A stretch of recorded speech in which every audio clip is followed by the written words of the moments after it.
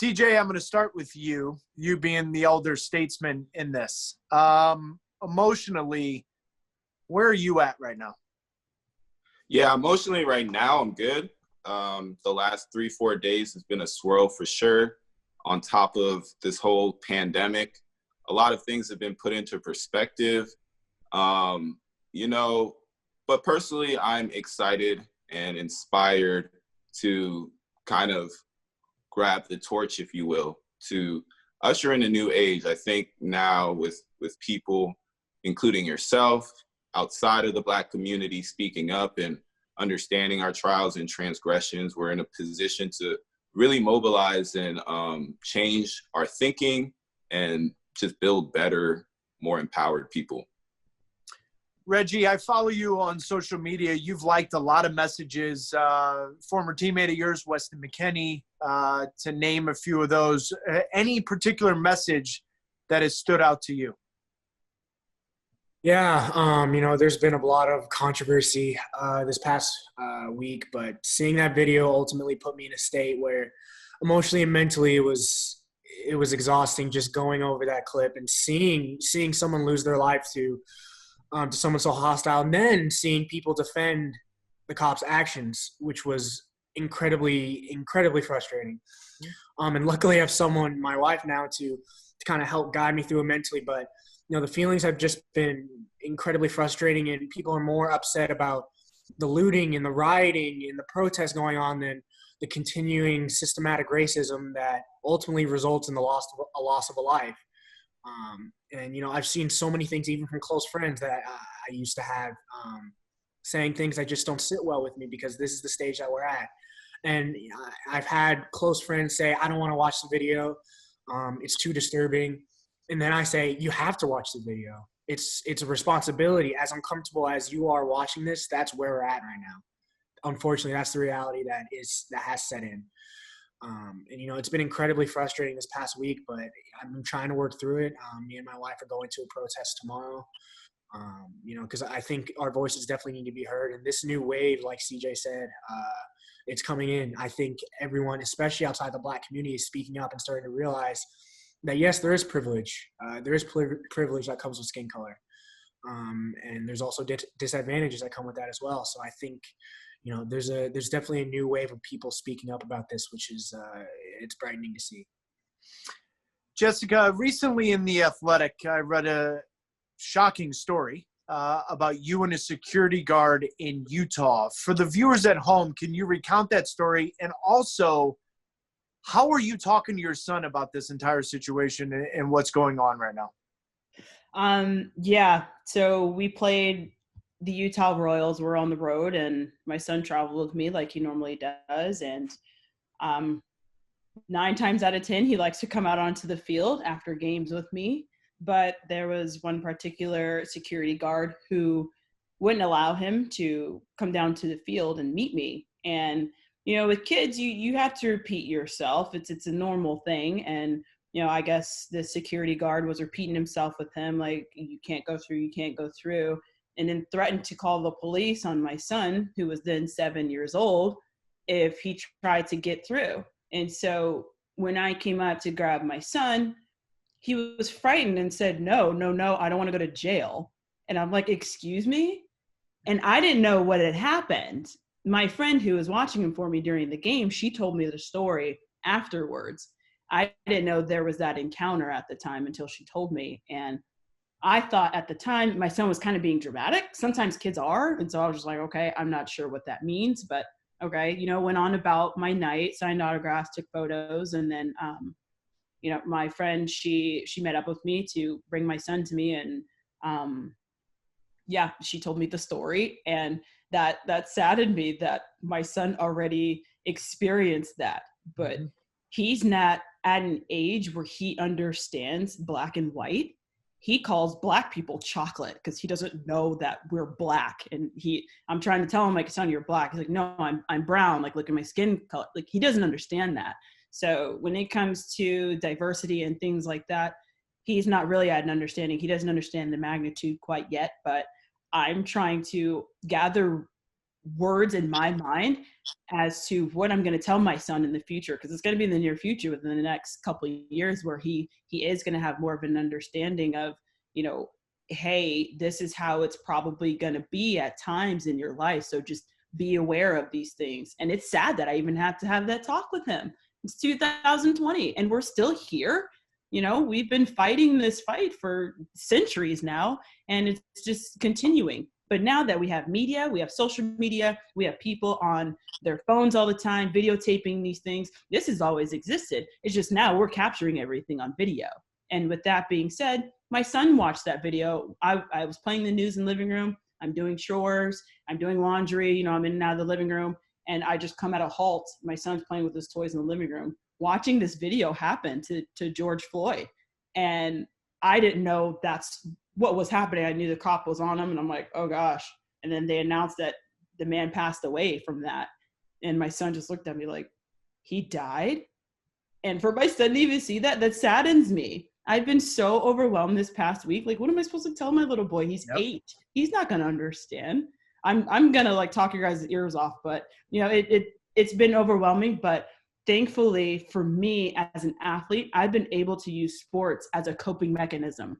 And so that's how I've been able to cope. And I have teammates too who've been by my side. My head coach, Paul Riley, set me aside today and talked to me to make sure I was okay and kind of get more of an understanding of what it's like to be in my shoes. And now people are starting to ask questions, and that's a very good thing. We have all these protests. We have all these different people, different races who are now protesting with us. And it's not just Black people fighting this fight, but it's everybody coming together. And now hopefully at this point, someone's going to listen and things are going to change. That's the most important thing from my perspective, Jessica, CJ, and Reggie, is that it's one thing to ask questions. It's another thing to listen. As a white privileged man that hasn't had any uncomfortable conversations, and yet I've been in some very uncomfortable situations. 1999, I heard monkey chants playing for 1860 Munich, playing in Germany. Racism has been in this sport for a long, long time. And I hope the powers that be are having real conversations. CJ, I want to go back to you because talking about that uncomfortable conversation and listening, you've been in Major League Soccer for over 10 years. Why do you think there's a lack of diversity in Major League Soccer? Man, it's the system. It's a systemic thing. I think when you look at the experiences that Black players have had in this league, especially when you have African players or darker South American and Latin players, there's always been this kind of disconnect. And I mean, I've seen it happen in teams that feel when, you know, front office sees that, it maybe confirms their experience. Maybe they're not knowing, you know, and it goes all the way up to the top. So until we can implement some type of strategy that everybody in the soccer world, in the sports world, in society holds each other accountable, I think we'll see change pretty fast, because at the end of the day, people don't know what they don't know. We're all products of our environment, right? We get programmed by the outside and the people we're around every day. And because maybe that was just the norm, you know, that might have led leadership to not really look at it as a serious issue, where now everybody's realizing it's a serious issue. So moving forward, you know, it's up to guys like you and other people that are analyzing the game and allowing players to have a platform to just hold these higher ups accountable. And and to be fair, when it comes from you, it's different than when it comes from me, you know? So the more that happens, I think the quicker the change will come. Yeah, no doubt about it, CJ. My education level needs to be raised exponentially in this topic, and that's also why I'm using the platform to listen to you three speak. Reggie, as a Black man, do you feel embraced in Major League Soccer and for the U.S. men's national team? And if not, why? You know, it's a tough subject, but, you know, soccer it's a great platform, great opportunity to kind of connect with multiple different cultures, multiple different races. And I've always been in that, subject matter where, you play a bad game, something happens, you're in front of a big crowd, you hear a monkey chant or something, you hear someone call you the N-word. I was talking to my mom the other day about everything that was going on. You come home from school, I don't even remember these things, being called the N-word at school. I'm 7, 8 years old, I don't know what's going on. And I tell my mom this, and she's like, she doesn't know what to do because it just happens, and I'm too young to realize it. And it keeps growing and growing. It becomes a system. I think soccer is a great opportunity for me to be involved with many, many different cultures, many different races. But I also feel neglected in some areas where, those things are allowed to pass. Those things are allowed to happen. Those N-word chants, those monkey chants. I couldn't imagine how bad it is in Europe. I'm kind of, sheltered a little bit. But sometimes it happens in many different environments, and it's problematic. I think it's about also extending Black culture. Because my now wife is, an amazing, and I love her so much, but, having that experience, and now she's been able to experience Black culture through my family, because as you know, she is Caucasian. She's been able to experience Black culture through my family. She's now more aware of the things that are going on. When we were dating, I would go down to Burleson, which, it's a great place, but it's, it's 96% white by the demographics. It's a lot different of an area. And she didn't quite understand when I was telling her I was getting a lot of weird looks. And she was like, what are you talking about? When I go down there, we go into a restaurant, I'm holding her hand. All these old white people are looking at me and giving me, they're like, really? Like, what is she doing? Those type of things she didn't quite notice because she wasn't trained to it, because she grew up in a place like Burleson, which is not a bad place, mind you. It's just, it's not trained. It's not seen to the human eye. So when I brought that to her attention, she quickly noticed and quickly gained traction on that issue. And I think that's a big thing. I think it's all about extending Black culture and making it, more reachable to people of different races, because I think it's important for, once people have that connection, have that root within it, they start to see more and they start to open up more. So again, I think soccer is a great platform, great opportunity to do that. I think it really shines some light on some issues. Reggie, before I go to Jessica, I think the viewers need to understand a little bit. You got married April 18th during this pandemic. Safe to assume it was just you and your wife, or how'd this go down? So we kept the social distancing rules. We only had 10 people there, including the photographer, and we got married in this beautiful backyard on a dock. And it was honestly the most intimate, most beautiful experience I've ever had. Because we were always talking about the big wedding and 250 people and who's going to be there. And, ultimately when all this hit, we were so distraught. And we finally realized that God is telling us the most important thing is the covenant between you and your wife. And so ultimately we made that decision. We got the wedding bands the day before all the jewelers closed.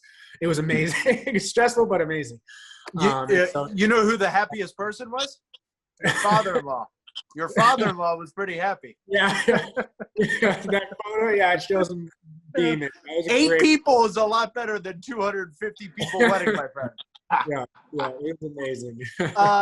Jessica, I want to go to you just because the women's soccer has always been at the forefront about equality from all shapes, sizes, and forms. But I've never really heard this conversation regarding women's soccer and race. How has that played a factor in your experience?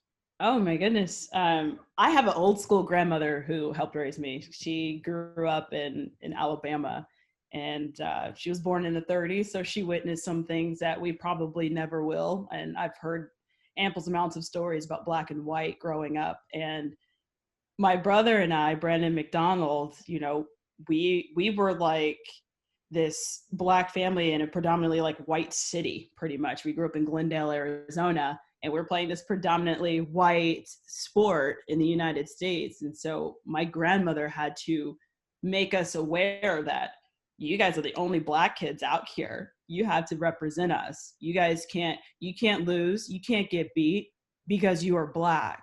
This is how you have to act when you're with this crowd, because you're the only Black person out there.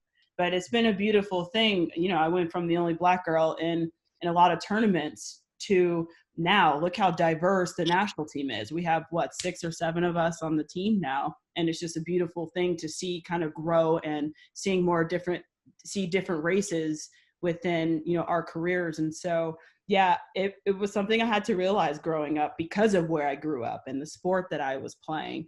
And it's sad that we have to realize those things and carry ourselves in a different kind of way and act a different kind of way, because if I get an attitude with the ref, he's quicker to throw up a card at me than, one of my white teammates who would throw the same, attitude toward him. It's more of a warning. And so those are the things that my grandmother had to teach us growing up. We didn't understand, but now we do. And so it's sad that we're still stepping into those situations, because like I said before, these are things now I'm going to have to tell my son. And, it's 2020, and it's sad that, what my grandmother told me, a lot of it was true, and that saddens me. But yeah, we definitely were able to, tell the difference between, being Black versus, being white, obviously. CJ, I'm going to give you the final word. Someone like myself approaches you on the street and says, in the next 20 seconds, tell me how I can help, how I can contribute, how I can make this world a better place. What would you tell me? Yes. Number one, educate. Kind of going on to what Reggie said, have the willingness and ability to take your thought process into the Black culture and the things that we've endured generation after generation. And I think if they do that, they'll start to find a beauty, a magic, and kind of understand where we're coming from, and then moving forward, feel inspired to help. And I mean, I would probably need a little bit more than 20 seconds to tell them, what I really want to tell them, but it's all good. I think that's a great starting point.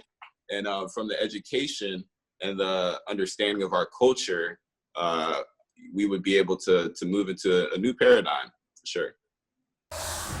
Well, thank you very much for watching ESPN on YouTube. For more sports highlights and analysis, be sure to download the ESPN app. And for live streaming, premium content, and let's not forget as well, ESPNFC 7 days a week, subscribe to ESPN+.